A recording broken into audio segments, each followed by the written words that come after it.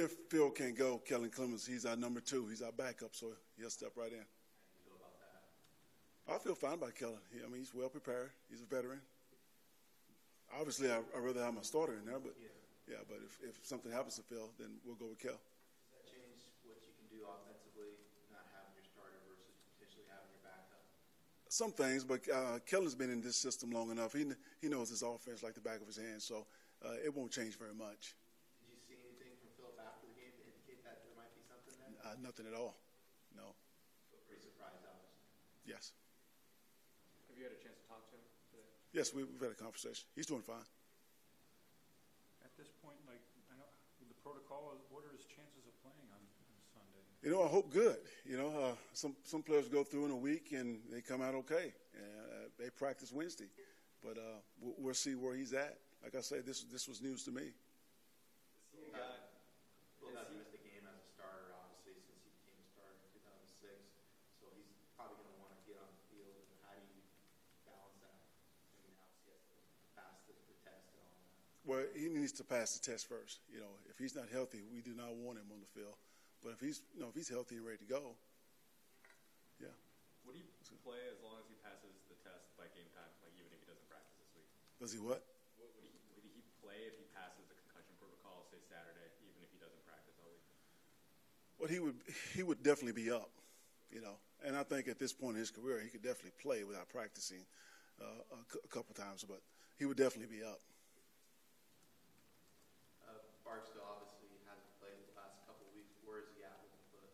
Still sore, he's still healing, and we're gonna set him out this week. And I just want to give him a chance to get completely well, and if not, then we may have to do something else. So there's a chance he doesn't play again this year if he continues to have issues with it? It depends, if we give him this week off. If he's able to come back, we'd like to get him back in the lineup, but we can't keep practicing him halfway, and then he can't play on Sunday, and then his backup is not getting quality reps. That's not fair to Michael.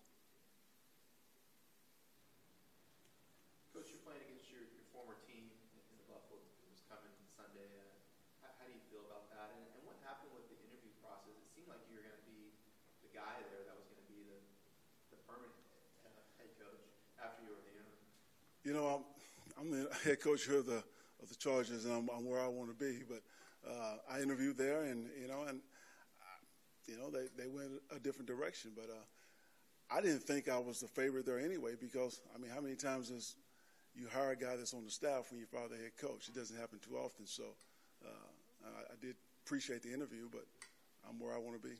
Similar to Gus last week, you know that organization and that personnel well. How does that help you in your preparation for Sunday? Well, it definitely helps, understanding that personnel, the psyche of some of those players, all that definitely helps. And so when we start game planning, I'm sure there'll be some tweaks in there based on just their personnel alone. The numbers reflect the struggles on offense, but would you also say the offense sort of lacks rhythm? And if you agree, how would you sort of define No that? doubt. We were just talking about that this morning. I don't feel the rhythm with our offense. It's kind of like a golfer. I think sometimes when a scratch golfer goes into a slump, we're not scoring the points that we need to score on offense.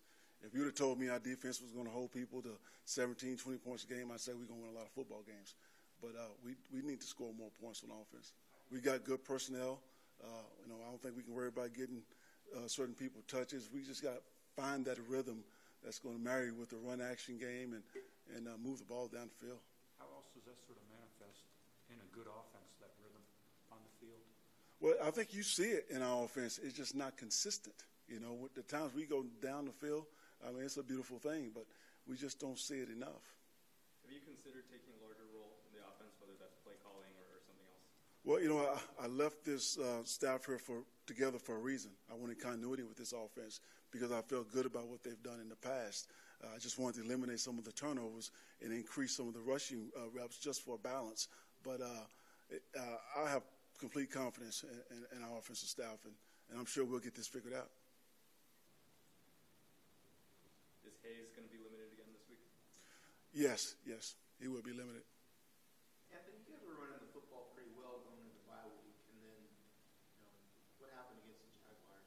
How come you couldn't get things going there? Well, Well, Jaguars, that's a very good defense, And when they bring in Marcel Darius, to help defend the rush, that really solidified the inside. And so the linebackers, they did a good job of running and pursuing outside. And Marcel, he was hard to block inside. But in saying that, we had some opportunities. We had a ball that we fumbled. We called the perfect run in the perfect front. Melvin probably would have gone 70 yards. That's a play that we love to have. But, we fumbled the snap. It's just too many missed opportunities. I thought in the run game, some missed IDs and things like that. In terms of the runs that you're running, do you feel like they fit the personnel that you have on the roster? Melvin is more of a back. I see him more as an eye back. But in today's game, you play so much from the gun, you have to eventually start developing a running game from the gun because you're in those formations a lot. So now you can run the ball from passing formations. And sometimes that's a big adjustment for eye backs. I had Chris Ivory in New York, and, it took him about mid-season before he got in rare form. Well, been only 3 years, though. He's been running a lot out of the shotgun. But you don't feel like that really fits his skill set? I wouldn't say he's a back that runs from the shotgun a lot. And I don't want to run him a lot from the shotgun, but we do have to run him some. Do you feel like Phil feels more comfortable in the shotgun, and that's how you predominantly are? Most quarterbacks, feel more comfortable in the shotgun, to be honest with you. And if you run the bulk of your passing game out of the shotgun, you need to develop a rushing attack out of it. But Philip also goes underneath as well. So, we try to mix it, but we have to find a rhythm, whether it's gun or underneath. But we got to find something that's going to work real soon. What did you think of Denzel after watching the film? I was impressed. The way he came back, played more snaps than I thought he was going to play. He makes a difference in that rush defense. Is he going to be – do you want to continue to monitor his reps this weekend, or is he kind of just full go now? I think he's full go now. Just let him stay on the field as long as he can. Last week was his first week back. I didn't want him to get hurt or have any setbacks. Getting back to that play calling question, how would you sort of grade the offense on creativity and sort of mixing it up? I think they're doing some things creativity-wise. They're really good schemers, and mixing the run game with some jet sweeps and things like that. We're creative, but at the end of the day, we have to play more physical, and we have to get the ball to our playmakers. Yeah. Getting back to that, Hunter Henry again, just had another one of those games yesterday where he wasn't involved. Did they take him away like something? There were some times where they know that Hunter Henry, that he's special to our offense, and they did some things to take him away.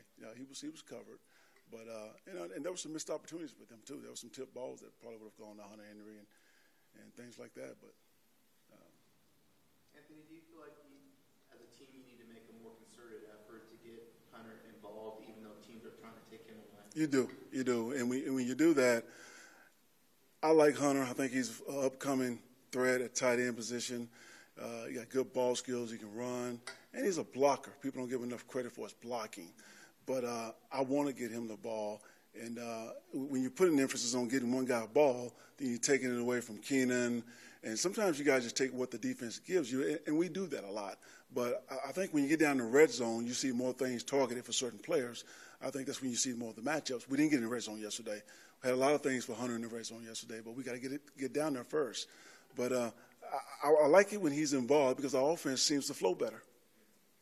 And then on first down, what's going on there? So it would make it easier for you guys to convert those thirds if you're getting more yards. Well, more completions when we pass and a better run average when we run.